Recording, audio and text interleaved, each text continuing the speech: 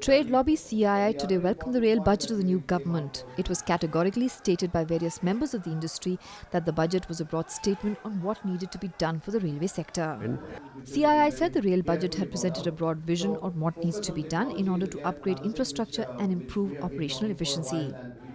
CII lauded the fact that Saranand Gowda was realistic and candid in acknowledging the problems faced in implementation of projects and improving revenue realization. The budget, I would say, covers a lot more than I expected. Now, in the very short period, obviously, they could not give you all the action plan and the timelines. One has to read the budget document as to how much of this is covered. So, I'm hoping to see some of it in the main budget. But the gap between the interim budget and this budget was so little that under the circumstances, I will say they have covered more ground than I expected to cover.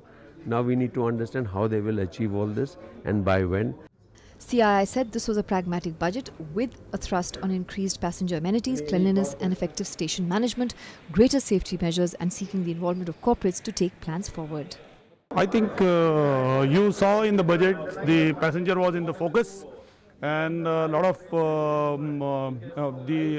portion of the whole budget speech went into improvement of the passenger amenities and as well as the station, and I'm sure these are going to help the common passenger.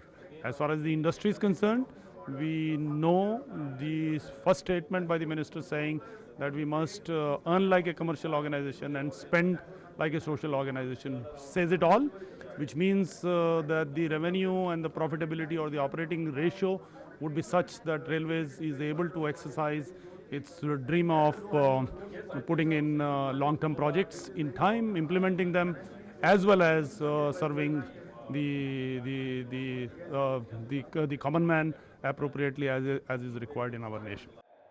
The setting up of the Project Formation and Monitoring Group at the level of Railway Board to help overcome delays in project execution was welcomed. Similarly, to expedite the projects at the ground level, the constitution of the Project Monitoring and Coordination Group, consisting of officials of the state government, railways and professionals, is timely, is what CII said.